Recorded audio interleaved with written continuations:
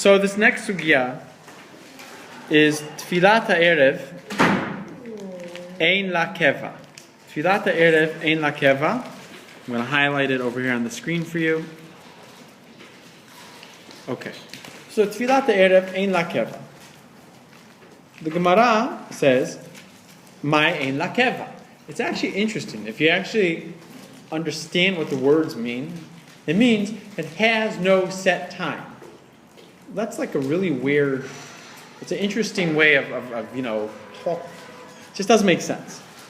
Ilema, if you say, if you want to say, ein la keva, means if you want, you could pray the entire night. Yeah, if you want, matzli, you could pray kulei laila the entire night. Litni, teach, tfilat ha'erev, kol. So, it should have taught tfilat ha'erev, kol halayla. Right? So again, the question is, why is it ein la keva? If you're trying to say, you could pray tfilat ha'erev all night, so it's say, tfilat ha'erev, kol halayla. Why does it say ein la keva? It has no set time. What is that coming to teach us? Ela my ein la keva. Rather, what is ein la keva? Kemanda amar tfilat aravit reshut. It's like It's like the one that says. There's an opinion that says tfilat aravit is reshut, meaning you don't have to pray tfilat aravit. There is an opinion like that. Da'amar Rabbi Yehuda Amar Shmuel.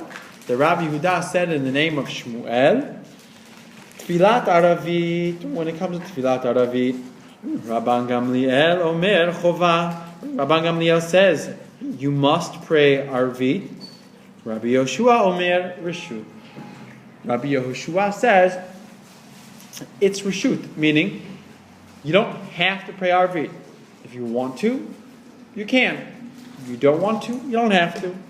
Amar Abaye, and Abaye says, Halacha is kedivrei ha'omer chova. The halacha is like Rabban Gamliel, who says that you have to pray tfilat arvit. And Rava Amar, Rava disagrees with Abaye, and he says, Halacha is kedivrei ha'omer reshut. He says halacha is like the one that says reshut. Now we're starting the story. Tana Rabbanan. The rabbis learned in a Braita. Maaseh b'talmid echad. There was a story with.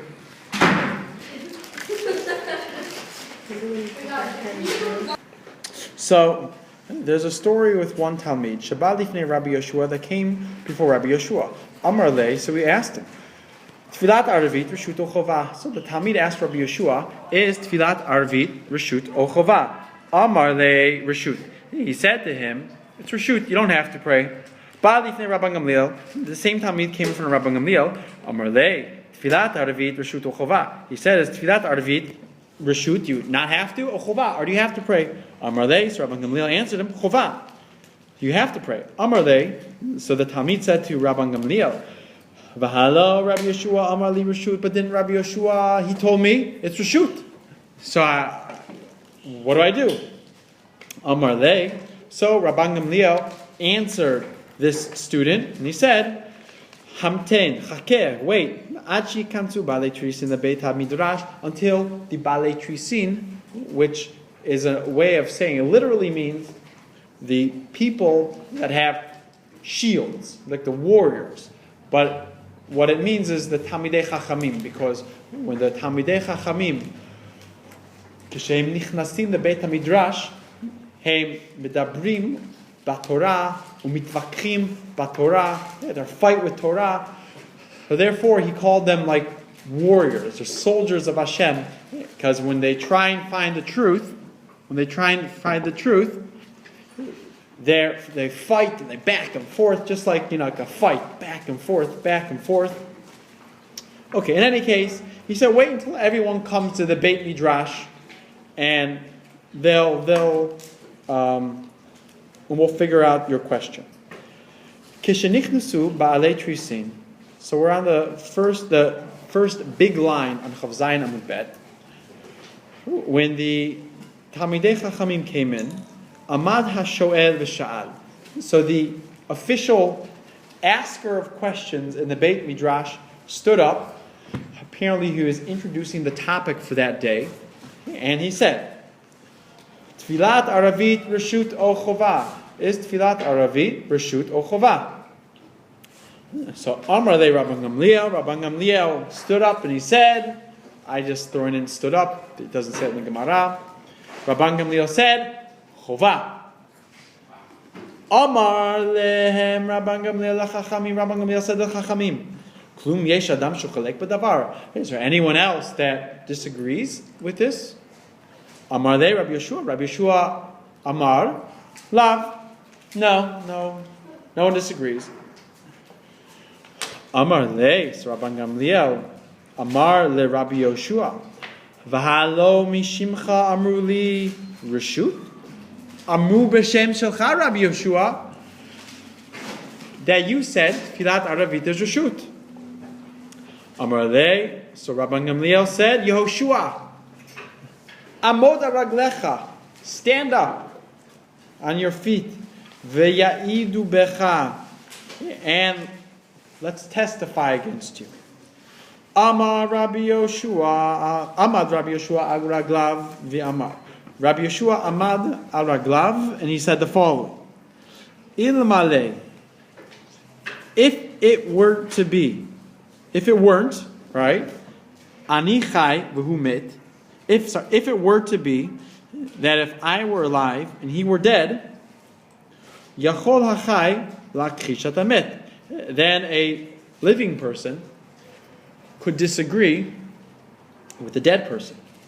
But now that I am alive and Rabban Gamliel is alive,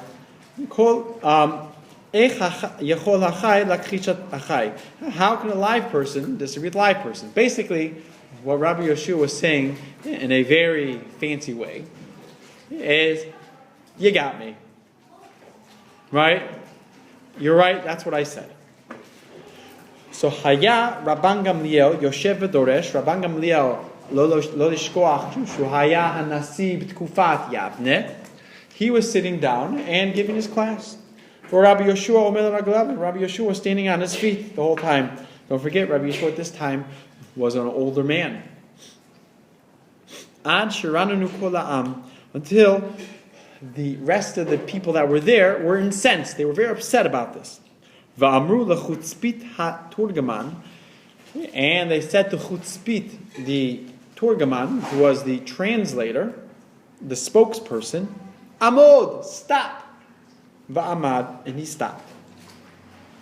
A little piece of side note: Chutzpit ha-turgaman that they used to have is that every single speaker, anytime a rabbi would give a class, they would have a turgaman to either translate the class from Lashon HaKodesh to, to Aramite, right, to Aramaic, the language spoken, or they'd have him, he had a big booming loud voice and a microphone back then, and he would say it to everyone, right? He would say it out loud to everyone. So the Am told Chutzpit, they said, stop talking. And he stopped.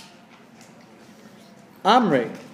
So they said, Ad kam nitzare v'nezel. How much longer nitzare? We're going to cause him pain and continue. Meaning, how much longer are we going to stand up for this, that we're doing to Rabbi Yeshua? Be Rosh Hashanah ishtakad, in Rosh Hashanah of last year, tza'are. Rabban Gamliel calls them tza'ar, pain. Bivchorot, there was a story with a bechor, right, a firstborn animal. B'ma'aseh de Rabbi Tzadok, what happened with Rabbi Tzadok and Rabbi Yeshua got involved, tza'are. And again, Rabban Gamliel and Rabbi Yeshua disagreed, and Rabban Gamliel made Rabbi Yeshua stand up again. Hachanami, here also, tza'are. This is, right, he calls him pain again. That's 3 times. Ta v'na'avre. Come, let's get rid of him. That's what they said. Let's get rid of Rabban Gamliel. So they said, okay, good, we're getting rid of him. Man nokim le. Who are we going to replace him with? Nukme, Rabbi Yoshua, maybe we should replace him with Rabbi Yoshua. He said, no good. Bal Ma'asehu. He was the person involved that got Rabban Gamliel tossed. So that's not nice. It's not nice to Rabban Gamliel. They weren't trying to hurt Rabban Gamliel. They were just trying to simply find what they thought would be a better Nasi at this time. Nukme, Rabbi Akiva, maybe we should make Rabbi Akiva the new Nasi. They said, not a good idea. Dilma, maybe, Anishle, he'll be punished. Delete le schut avot, because Rabbi Akiva's, he does not have schut avot. He doesn't have the protection of his father and his grandfather and his great-great-grand, right? He doesn't have their mitzvot and the Torah that will protect him, right? So, the Gemara, 4 lines from the bottom, says, okay, so Rabbi Yoshua we're not going to take because he was involved in the whole story and it's not nice. Rabbi Akiva we can't take because his father and he doesn't have schut avot to protect him if Rabban Gamliel prays. Rabbi Akiva could be damaged. He could be hurt. However, Ella nukme Rabbi Elazar ben Azariah. Let us make Rabbi Elazar ben Azariah from Tukufat Yavne. Let's make him the new Nasi. Why? Hu chacham, v'hu ashir, v'hu asiri le'ezra. Hu chacham, he's a chacham. If people ask him questions, he'll be able to answer. V'hu ashir, and he's wealthy. If he needs to go and bow down, literally, to the Roman Caesar, Afhu azil upalach. He could go and bow down, meaning to say, he could bribe them. Right? You needed to be able to bribe the Roman authorities sometimes. And Rabbi Elazar ben Azariah is very wealthy, and he was able to bribe them. And Hu asir Ezra. He is 10th generation to Ezra HaSofer, right? Who, of course, helped build the second Beit HaMikdash. That he has schut avot. So Rabbi Elazar ben Azariah has the schuyot, the merit of his forefathers, and he cannot velo matzi. He's unable anishle to be punished. So atuv amrule. So they came and they asked Rabbi Elazar ben Azariah, Nechele lamar. Is it pleasing for the master to the Havi Reish Metifta, to be in charge, Rosh Metifta of the school? Would you like to be the new head of the school, meaning the new Nasi? Amar Lahu, so Rabbi Elazar ben Azariah said, Ezil, I'm going to go. I'm going to go and ask the people of my house. And Rashi explains that means his wife. So I have to ask my wife, what does she think?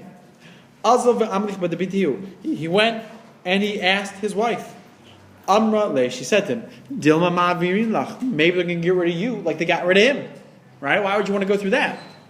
Amar las, we said to her, Lishtamish inish yom achada bekosa demokra. He said to her, a person should use, Lishtamish inish, a person should use, yom achada, for one day, kosa demokra, an expensive cup, ulamachar, and tomorrow let it break. He said basically, what's the point of having some people, they get crystal glasses and they never use it, right? Because they're afraid it's going to break. What's the point of having it if you never, ever use it? He said, let me have it, let me use it, and if it breaks, it breaks. Meaning, if they get rid of me, they get rid of me. What am I supposed to do? So Amrle, she said to him, but late lach chivalta, you don't have white in your beard, right? You're very young. Hahu Yoma, that day, Bar Tamne Sare Shane Hava, he was 18 years old. Itrachish Lenisa, he had, and a miracle happened, Vahadrule, and it grew for him, Tamne Sare Dari Chivarta, 18 streaks of white. Hainu Dika, Amar Rabbi Elazar ben Azariah. This is what Rabbi Elazar ben Azariah says in the Mishnah, in Masechet Bרכות, and of course it also appears in the Haggadah. Hare ani kiven shivim shana. I'm 70 years old. Velo ben shivim shana, but he was not actually 70. So I'll tell you an interesting thing. Why did he say, I'm 70? Why not 72? Why not 80? Why not 68? If you look, it says that he was 18 years old.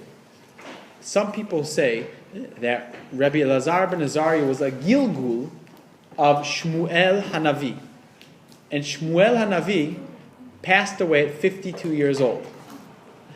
And 52 plus 18 is like 70, because he really was 18 years old physically, but he was Kib ben Shivim Shana. And with that,